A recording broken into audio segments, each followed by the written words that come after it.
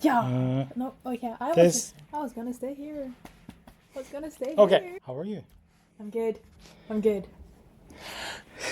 What should we call this episode, do you think? From data doubt to data confidence. Do you like it? I think it's pretty concise. If you're a bit doubtful about the data that you have gathered and that you're reporting on, how do you become sure that like it is actually the right data following the right stream and that it's clean? That's kind of what we want to talk about this episode. This is your first week back since summer vacation. Yes. How was your summer? It was very nice. I went to Bergen and saw my family. My first day back, I was a little bit late, so I was running to catch the train, and then I fell like 10 seconds away from the train. I had a big scar on both my knees, were very painful.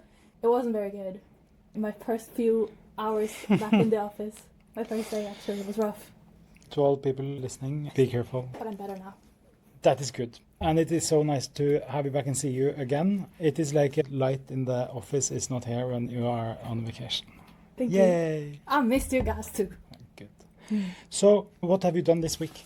Okay, so this week it was a lot of focus on reporting again. I was setting up methods to track data for a client that just got a new destination and learning about e-commerce tagging. I was writing a report for the same client about the impact of a name change on their website and traffic.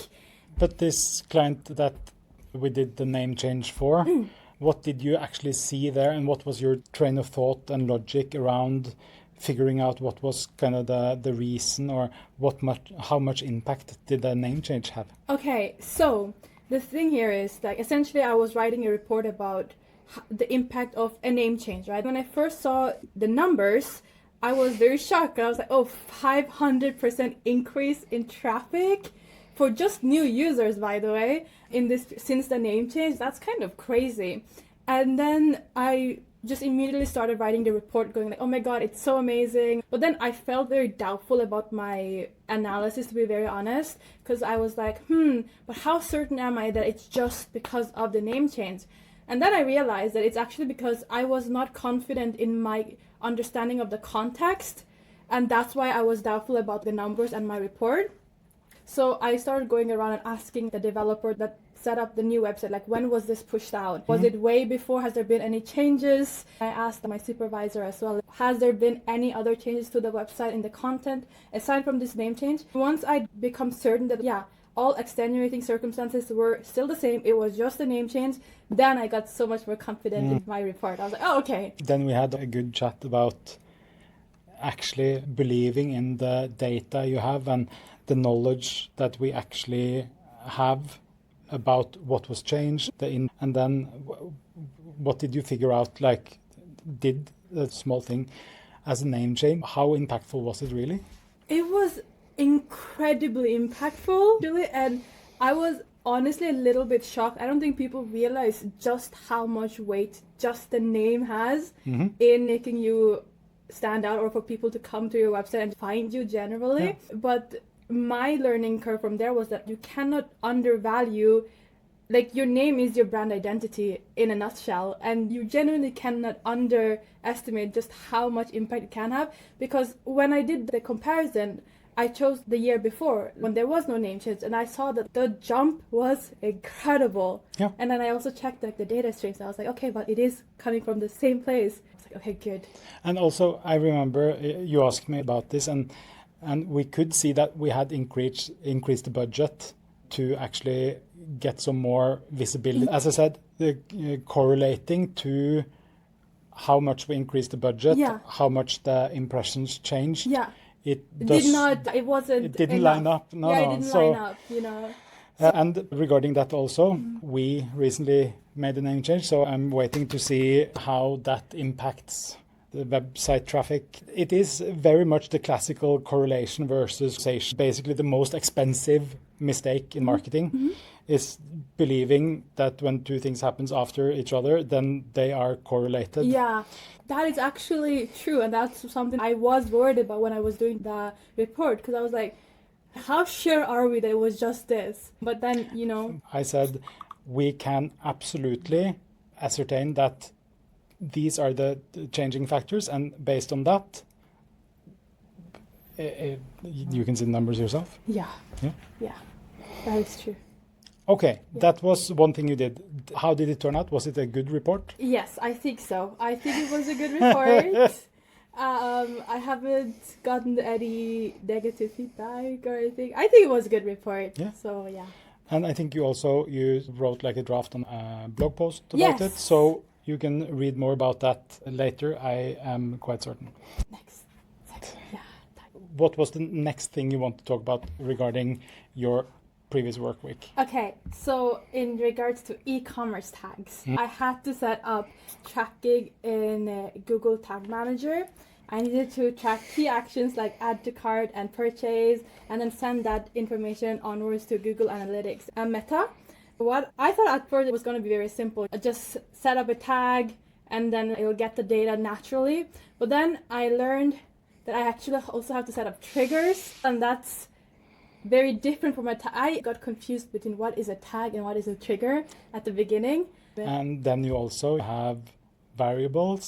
Data layers, variables, and all that. It was a little bit convoluted at the beginning for me. I was very confused about what comes first, what comes after, what impacts what. But as of right now, I have figured out that tags are basically what sends the data, and triggers are what like makes the data get recorded. A tag is what you want to have happen at some point, and the trigger is telling the tag when to trigger. When to trigger that specific tag, specific action. So you have the trigger. It is a set of circumstances that if this happens, that's the trigger. Yes. And one trigger can initiate multiple. Yes, that's true. And one tag can have multiple triggers also. Yes, that's true. Most people think that tracking is quite binary. I remember the first episode we talked about tracking a bit also with Google Analytics 3.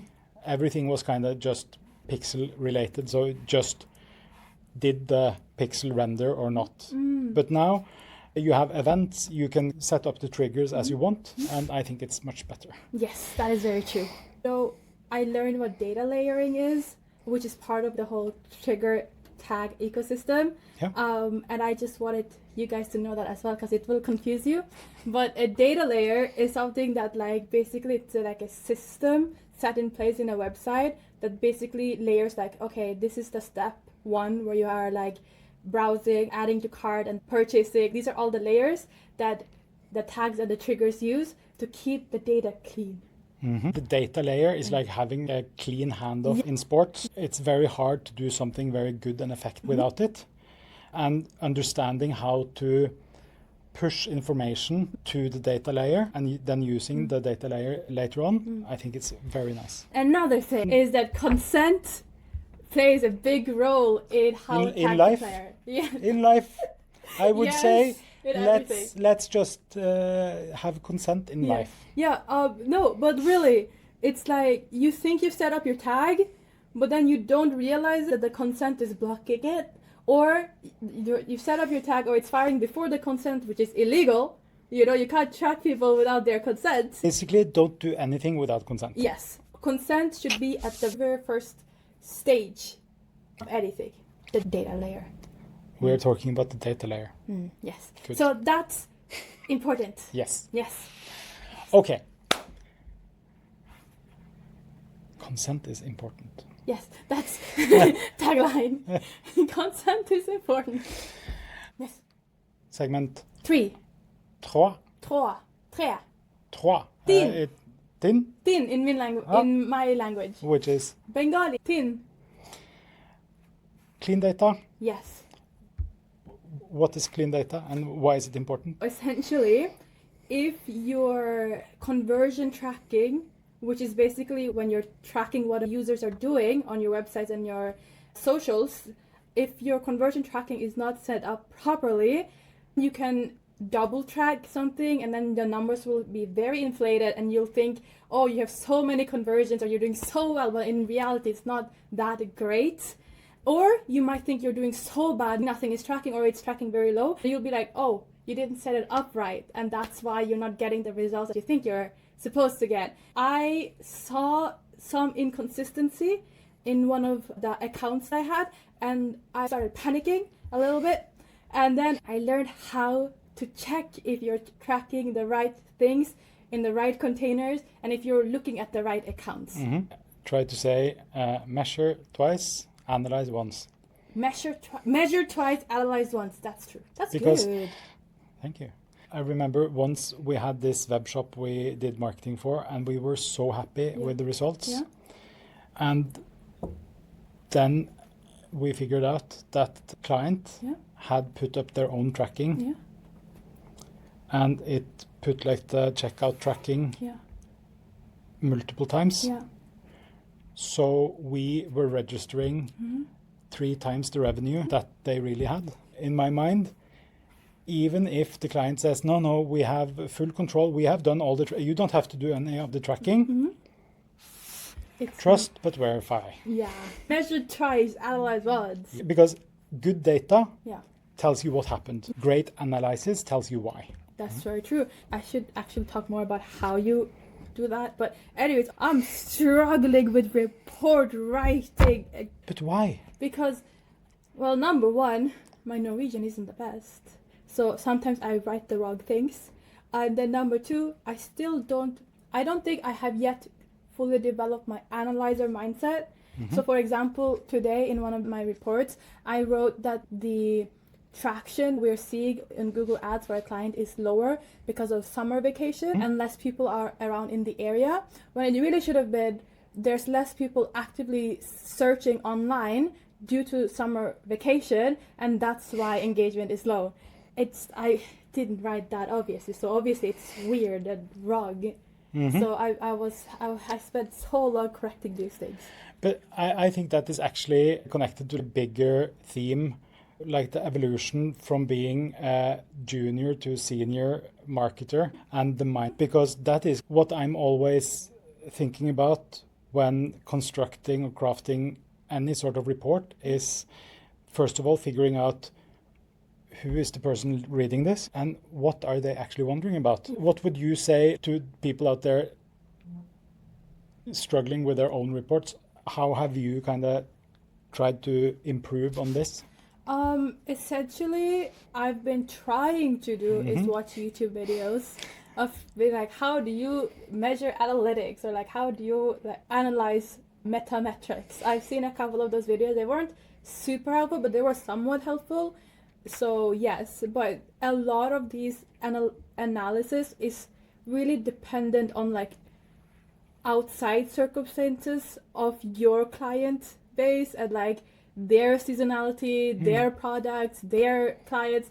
So it's a little bit, I think it's more of an experience thing than anything else. It bothers me. I totally understand. I wish I was perfect from the get-go, but I'm not. And none of you will be either, so don't judge me. Do you have any advice for people starting their marketing professional journey? Yeah, I do. Honestly, no matter how much you think you've read up on it, that's not good enough. You have to get in there, get a job. Even if you feel like you're not qualified for it, if you just start somewhere, you'll naturally learn. I have learned so much more in my 3 months here than I have spent years studying. I've spent years on marketing, but reading about it more than actually doing digital marketing. So I would just say start.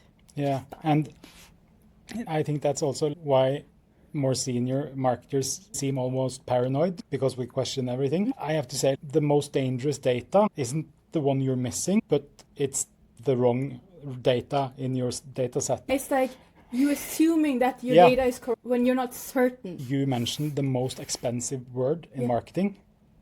Assume. That's the most expensive word, because you can lose so much money in it. Yeah, actually, I've realized this. I was just thinking this the other day. I feel like the Achilles heel here for me is the fact that every human being is prone to assumption, but you shouldn't be, especially when you're working with numbers like digital marketing and it's very technical. If you just think, no, it's probably because of this, you should never just stick to probably, even though I'm saying this theoretically, I get it. Sometimes it's hard to actually embody it. Yeah. I can tell you a small secret tip around that. Ask yourself, what information would I need to change my mind here? What information would I need to change my mind here? What do you mean? So if I have an assumption about this website is XYZ, then I'm like, okay, what information would I need to radically change my mind on that? If I assume this website is Shit. really shit, I would need info on traffic for the website. Are people actually coming to the website? Are they staying on the website? Are they engaging with the website? What is the point of the website? And what is the point? Like, is it actually giving people what they're looking for? Because there we had a talk about bounce rate. Yeah. And Yes, we because did. you came to me and said the bounce rate has gone up a bit. Yeah. And what did I say? You said that sometimes when one website already has all the necessary information, the user doesn't need to go to a different website. So that can technically be considered a bounce because they just went to this one website and then they left. Yeah. So if you see, for instance, the bounce rate on our contact page, very high bounce rate. They get the email, the whatever. And then they leave yeah. because they don't need anymore. Yes.